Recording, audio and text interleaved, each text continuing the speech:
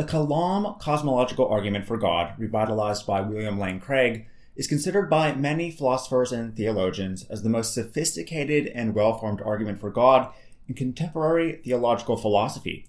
So in this video, I'll be going over what the Kalam cosmological argument is exactly, and show why, like other arguments for God, it doesn't make sense. As always, if you liked this video and thought it was helpful at any point, make sure to give it a thumbs up and like it, as that helps it get seen in the algorithm. And subscribe for more similar videos like it using the link in the description below. The Kalam cosmological argument is an older argument from Islamic scholasticism that has been given a modern formulation and introduced into the West in Craig's book, The Kalam Cosmological Argument. So here's the basic form of the argument, and then I'll explain what each step means. So number one, whatever begins to exist has a cause. Number two, the universe began to exist. Number three, therefore the universe has a cause. So given its conclusion, Craig appends a further conclusion based upon an analysis of what caused the universe, as follows. Number four, the universe has a cause. Number five, if the universe has a cause, then an uncaused personal creator of the universe exists, who without the universe is beginningless, changeless, immaterial, timeless, spaceless, and enormously powerful. Number six, therefore, an uncaused personal creator of the universe exists, who, sans the universe, is beginningless, changeless, immaterial, timeless, spaceless, and infinitely powerful. So let's break down what each step means. First, Craig invokes the causal principle in step one, which states that everything that comes into being has a cause. The causal principle is different from the principle of sufficient reason, which Leibniz used in his cosmological argument, which states that everything has a cause. As an ultimate being, God does not need a cause, as Craig details, only things that come into being do, thus making his argument more sound than the Leibnizian argument he believes. Craig writes that contingent objects can't appear ex nihilo or out of nothing. No one sincerely believes that things, say a horse or an Eskimo village, can just pop into being without a cause. And this includes the universe. For Craig, the causal principle is a self-evident truth, and we can confirm it using rational intuition, observing that things around us come into being, things that come into being have causes. Plus, life would be absurd if this was not a metaphysical truth. After all, if I find a phone on the ground, it didn't just magically appear there out of thin air. Someone must have dropped it or forgot it. Neurons could fire randomly in our minds, distorting our logic, if this wasn't true, he thinks. Next, in premise 2, Craig defends that the universe had a beginning by citing a proof that actual infinite is impossible. That could be traced back to the 11th century Persian Muslim philosopher Al-Ghazali. You see, if actual infinity is impossible and an infinite number of real things exist, then one could argue that those things had an infinite number of causes and effects. Specifically, he writes, the metaphysical impossibility of an actual infinite series of past events, the mathematical impossibility of forming an actual infinite by successive addition. If infinities could exist, it would have absurd consequences. He puts it this way. Imagine a library with an infinite number of books, including an infinite number of red books and black books. Imagine we were to check out a black book with a specific catalog number. That would mean that there would still be the exact same number of black and red books. Infinities are absurd because in reality, the subset cannot be equivalent to the entire set. Plus, science seems to confirm that the universe did have a cause thanks to the Big Bang Theory. He details how the second law of thermodynamics seems to confirm that the universe has a finite life and can't be infinite, thus had a cause. And then in premise 3, he concludes that the universe had a cause, since actual infinity is not real, and scientific evidence, as cited above, proves that the universe had a cause. Now that we know that the universe has a cause, there has to be something that caused it, right? Craig concludes that the most logical explanation we have to explain the universe coming into existence is a personal creator of the universe. Why? Because an uncaused cause has to exist that operates outside of nature and natural laws, yet could conceive of our universe and reality the way it is. It appears this cause then has to be all-powerful, all-knowing, and all-benevolent, because we're here in existence contemplating the issue. What or whoever caused the universe had to be benevolent to bring us forth.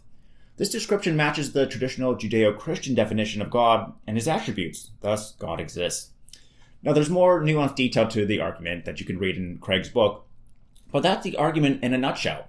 So can we refute what many philosophers believe is the single best argument for God?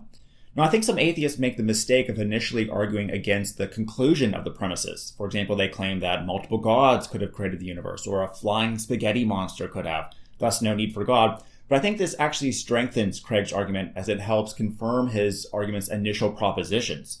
and he wants you to do that. Given that the Kalam cosmological argument is deductive, the conclusion's truth follows necessarily if both premises are true. So if you can provide a coherent argument that either premise 1 or premise 2 are not fully true, then the argument fails. So how do you do that? Well, first, philosophers have reason to believe that the causal principle of step 1 is not a self-evident truth. There are two types of self-evident propositions. These are analytic a priori propositions like all bachelors are unmarried, which are tautologous or uninformative, and synthetic a priori propositions like nothing can be black and white all over. At the same time, the thing about both these types are that they are knowable independent of empirical investigation into the world. We know precisely when we're done reading them that they're self-evidently true. However, the causal principle needs investigation into the world, so it doesn't really meet the requirements of being a self-evident truth. A theist could argue that the causal principle is true through inductive reasoning because scientific tests and everyday experience continue to verify that things that come into existence have causes. However, philosopher Wes Morstan asserts that we can't apply the same intuitions we have about physical processes in our universe to processes outside of it, like the beginning of time. He states, we have no experience of the origin of worlds to tell us that worlds don't come into existence like that. We don't even have experience of the coming into being of anything remotely analogous to the initial singularity that figures in the Big Bang theory of the origin of the universe. Now remember that everything causal we know of is a part of the universe, and here we are discussing things outside of the universe that we've never observed. Craig has a direct reply to this claim stating, maintaining that causal laws are unrestricted metaphysical truths that are not contingent upon the properties, causal powers, and dispositions of the natural kinds of substances which happen to exist. The history of the 20th century astrophysical cosmology belies Morstan's claim that people have no strong intuitions about the need of a causal explanation of the origin of time and the universe. But does astrophysical cosmology show the universe had to have a cause? In his book, A Universe from Nothing, Why Is There Something Rather Than Nothing?, cosmologist Lawrence Krauss has shown how quantum mechanics can explain how space, time, and matter can emerge from nothing, or in this case, a quantum vacuum state. Krauss is not alone in thinking this. In fact, physicists' best theory of matter and energy at this time suggests that there are many universes that come from nothing, no longer needing us to appeal to a god for our best explanation of why the universe exists. But Craig has a response for this as well. He believes this explanation of a universe from nothing doesn't solve anything. What brought the quantum vacuum state into existence? What made the laws of nature as such to allow a state like this to bring forth the universe in the first place? It just kicks the argument down the road. But just because something like energy, time, or the laws of nature could have a cause doesn't mean that they have to. If Craig argues that God necessarily exists and is eternal in all possible worlds, why can't an atheist argue that part of our universe, for example, energy, be eternal and not needing a cause? Perhaps energy doesn't exist in all possible worlds, but the worlds it does exist in, it's eternal without cause or outside of our known concept of time. We know energy exists, so isn't this a simpler and better explanation for our universe and existence than an omnipotent, omnibenevolent being? Well, maybe. But the most important thing to take away is that we have no knowledge about things before the universe, and there are more possibilities than just God. Since we can't conclude that premise 1 or 2 are fully correct, the argument fails. Thus, the Kalam cosmological argument does not prove God exists without a doubt. So that's the argument in a nutshell. So let me know what you think of it and the arguments against it. And again, if you like this video, make sure to give it a thumbs up and subscribe for more videos just like it using the link in the description.